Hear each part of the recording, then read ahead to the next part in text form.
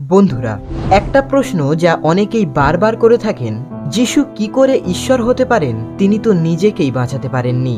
অথবা যে যিশু নিজেকেই বাঁচাতে পারেনি, সে কিভাবে আমাদের বাঁচাবে? হতে পারে আপনিও অনেকের কাছ থেকে এই ধরনের প্রশ্ন শুনেছেন, অথবা অনেকেই হয়তো এই ভিডিওটি দেখছেন যারা এই ধরনের প্রশ্ন করে থাকেন। ভিডিওটি শেষ পর্যন্ত দেখুন, কারণ এই ভিডিওতে আমরা আলোচনা করব কেন যিশু নিজেকে বাঁচাতে পারেনি। মথি ২৬ অধ্যায়ে আমরা দেখতে পাই, যখন প্রভু যিশু গেতসিমানি বাগানে প্রার্থনা করছিলেন, তখন তলোয়ার ও লাঠি নিয়ে প্রধান যাজকদের ও জাতির প্রবীণদের পাঠানো বহু লোক যিশুকে গ্রেপ্তার করতে এলো। তখন যিশুর শিষ্য পিতর তার তলোয়ারটা বার করে মহাযাজকের চাকরকে আঘাত করে তার একটা কান কেটে ফেললেন। তখন যিশু তাকে বললেন, তোমার তলোয়ারটা যেখানে থাকার কথা, আবার সেখানেই রেখে দাও। যারা তলোয়ার ধরবে তারা সবাই তলোয়ারের আঘাতেই মরবে। তাছাড়া তুমি কি মনে করো যে আমি সাহায্যের জন্য আমার পিতাকে ডাকতে পারি না? ডাকলেই তিনি তো আমার পাশে দাঁড়াতে ১২টিরও বেশি দূতবাহিনী পাঠিয়ে দেবেন। কিন্তু তাহলে কি করেই বা সত্য হবে সেই শাস্ত্রবাণী, যেখানে বলা হয়েছে সব কিছু এইভাবেই ঘটবে? প্রভু যিশুর এই কথার অর্থ হলো, হ্যাঁ, আমি যদি চাই এখনই আমার পিতাকে ডাকতে পারি, তিনি ১২টিরও বেশি দূতবাহিনী পাঠিয়ে দেবেন। কিন্তু আমার কাছে তার থেকেও গুরুত্বপূর্ণ হলো শাস্ত্রবাণী পূর্ণ করা, আমার পিতার ইচ্ছা পূর্ণ করা। দেখুন, এক বাহিনী সমান সমান ৬,০০০, তাহলে ১২টি দূতবাহিনী সমান সমান ৭২,০০০ স্বর্গদূত। যারা যিশুকে ধরতে এসেছিল তারা তো শুধুমাত্র কয়েকজন লোক ছিল, কিন্তু প্রভু যিশু এখানে আমাদের বলেই দিচ্ছেন, তিনি যদি চাইতেন তাহলে ১২টিরও বেশি দূতবাহিনী অর্থাৎ ৭২,০০০-এরও বেশি স্বর্গদূত তিনি ডাকতে পারতেন। কিন্তু আজ আপনি জেনে নিন তিনি কেন সেই দূতবাহিনীকে ডাকেননি। তার কারণ হলো শাস্ত্রবাণী যেন পূর্ণ হয়, যেখানে বলা হয়েছে সব কিছু এইভাবেই ঘটবে। হ্যাঁ, তিনি যদি চাইতেন তাহলে খুব সহজেই নিজেকে বাঁচাতে পারতেন, কিন্তু তিনি নিজেকে বাঁচাতে পারেননি।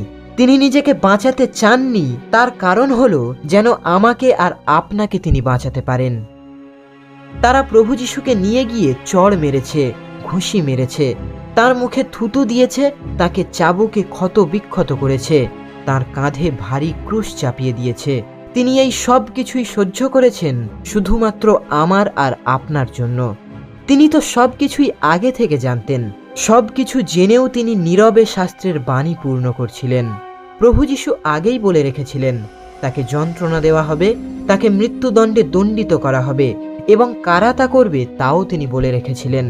তিনি বলেছিলেন, মানবপুত্রকে বহু যন্ত্রণা ভোগ করতে হবে, প্রবীণদের ও প্রধান যাজকদের দ্বারা এবং শাস্ত্রীদের দ্বারা তাকে প্রত্যাখ্যাত হতে হবে, তাকে নিহত হতে হবে, তারপর তৃতীয় দিনে তাকে পুনরুত্থিতও হতে হবে।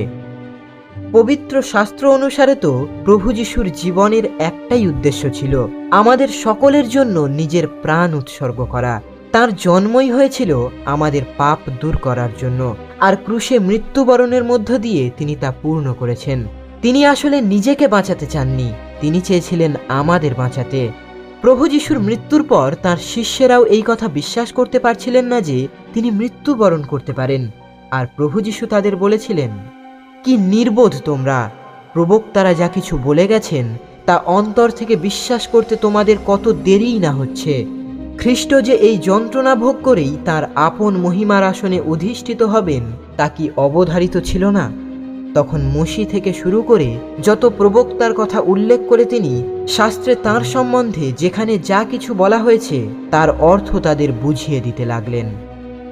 ঈশ্বর তো চেয়েছিলেন কোনো ছাগ বা ভেড়ার রক্ত দিয়ে নয়, তার একমাত্র পুত্রের মাধ্যমেই তিনি ধৌত করবেন পৃথিবীর সকল মানুষের পাপ। যে বাইবেলে এই কথা লেখা আছে যে তিনি মৃত্যুবরণ করেছিলেন, সেই বাইবেলে এই কথাও লেখা আছে তিনি মৃত্যুকে জয়ও করেছেন। তিনি আমাকে ও আপনাকেও জীবন দিতে পারেন, আর সেই জন্যেই তো তিনি নিজেকে বলি দিয়েছিলেন।